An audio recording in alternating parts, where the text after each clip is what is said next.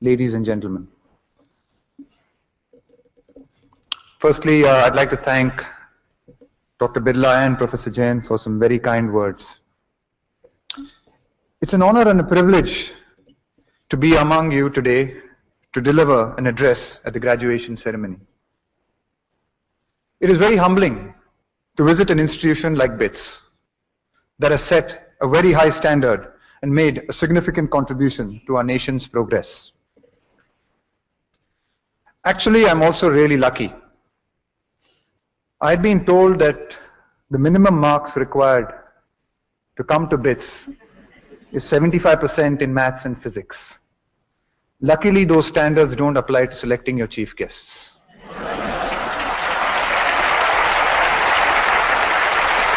Because if you had seen my 10th standard physics and maths marks, I wouldn't have been allowed close to your gates.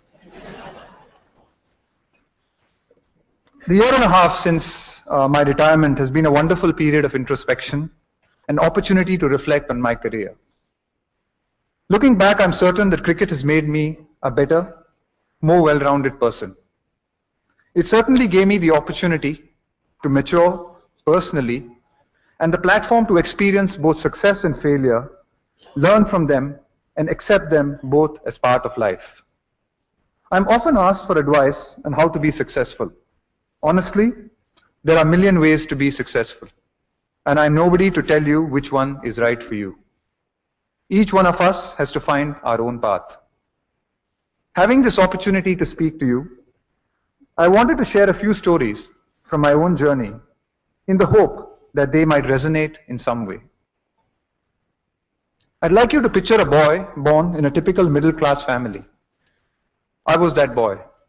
What made us somewhat different was that my uncle played alongside C.K. Naidu for the Holkar team, and my dad represented his university team, and he was completely cricket crazy.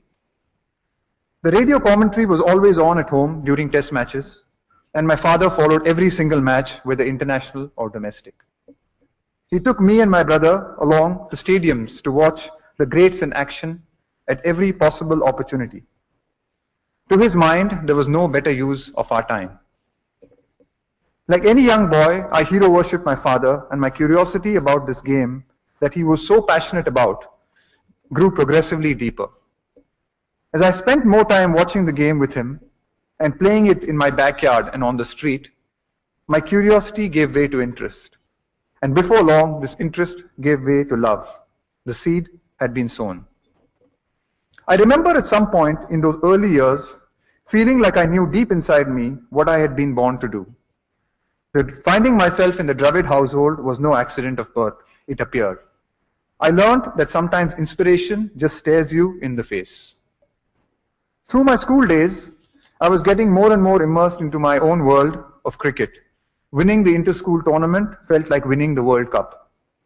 Captaining the school and state teams was my greatest mission.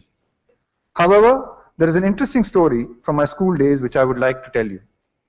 My love for cricket notwithstanding, my parents had the same doubts and fears as any other parents of our time.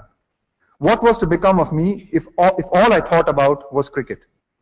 When I was in the 8th standard, they took their concerns to my school principal, Father Coelho.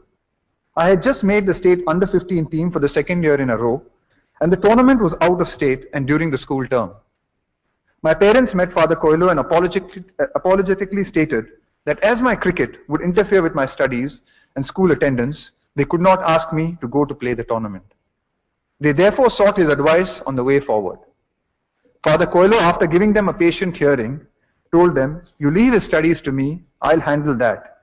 You let him play cricket. It is a great adventure he is embarking on, and let's support him." I distinctly remember jumping with joy in my principal's office. There were suddenly others who believed in me and my dream and were committed to supporting me. It felt incredible. Had my school principal agreed with my parents' concerns, there was a chance I would have stopped playing serious cricket altogether, maybe got better marks in maths and physics, and my life would then have followed another script. I learned that sometimes support comes from the most unexpected places, and it can make all the difference. In the midst of borrowing class notes and from friends and furiously preparing for school and college exams, at the last minute, I was growing as a cricketer. At the time, we played many league and junior state matches on bouncy matting wickets. We traveled by train across the length and breadth of the country, often in unreserved compartments, staying 5 to 6 in a room, and in some cases. It was a chance to get to know our country and its wide variety of people. The hard sessions in the nets and my performances at the junior level won me a state cap. And before I knew it, I was playing the Ranji Trophy for Karnataka in 1991. I did well using most of the opportunities I got, and I ended up playing some of the best spin bowling I had ever encountered right at the very start of my career in the domestic circuit. Though we did not have the chance to regularly play fast bowling of international quality, I made up some unusual drills for myself. I would get colleagues to throw down wet tennis balls from 15 yards so that I could stimulate what playing the top bowlers might feel like. I got many puzzled looks. To many, it seemed like a waste of time. To me, it felt like essential preparation. For what? For everything that was to come. By this time, I was being talked about as a national probable. I even captained the Indian under-19 team. Question I got wherever I went was, when are you going to play for the country? Now, this is not something that I had any control over, but the question began to dominate my life and my being. Even when it wasn't asked, it was the elephant in the room. I ended up playing 5 years of domestic cricket before getting my national break. It was frustrating. I remember putting a sticker on my kinetic Honda which read, "God's delays are not God's denials." As you can see, playing domestic cricket makes you spiritual as well.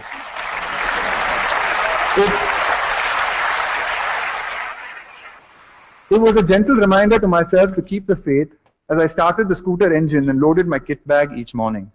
Looking back now, I do not think I would have been prepared for the success I ultimately had at the international level had I not gone through the finishing school that domestic cricket provided. Spin or fast bowling, easy or difficult batting conditions, I was well prepared for anything. The opportunity I had to play experienced spinners in the Ranji Trophy helped me play Vaughan and Muralitharan with confidence.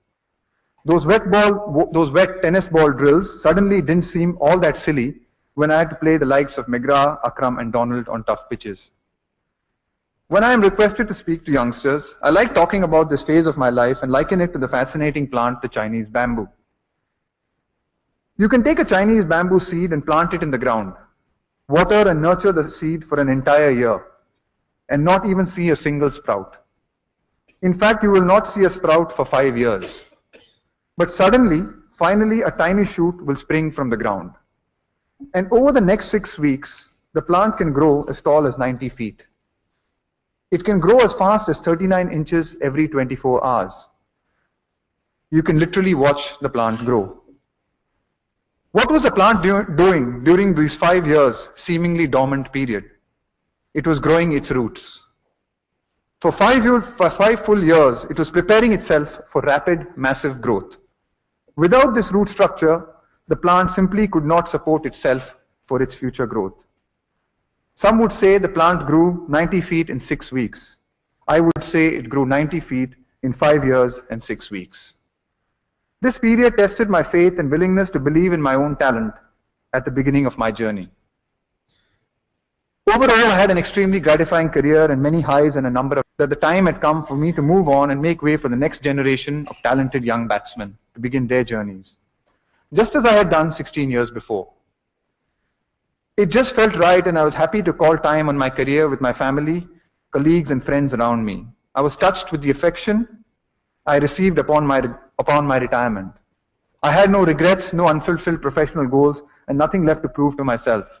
I had climbed my mountain, the one I had originally set out to climb as a little boy. At the start of my journey, I had been inspired by my father's passion, which I made my own. As I began climbing the mountain I had set my eyes on, I received lots of support along the way from my school principal and numerous others. Tangible success might not have come to me immediately, but my early experiences helped me build a solid platform that would equip me and empower me in the future. As I sat alone, dealing with my successes and failure, I got to understand myself better. The climb became everything to me, and I immersed myself in it. As I got closer to the top of my mountain, I managed to remain focused and keep my eyes on the destination. And when I finally got there, I just thoroughly enjoyed being where I stood at the moment in time. A sense of peace and clarity enveloped me. It was then that I realized that you don't have to be number one in the world, you just have to be number one to yourself.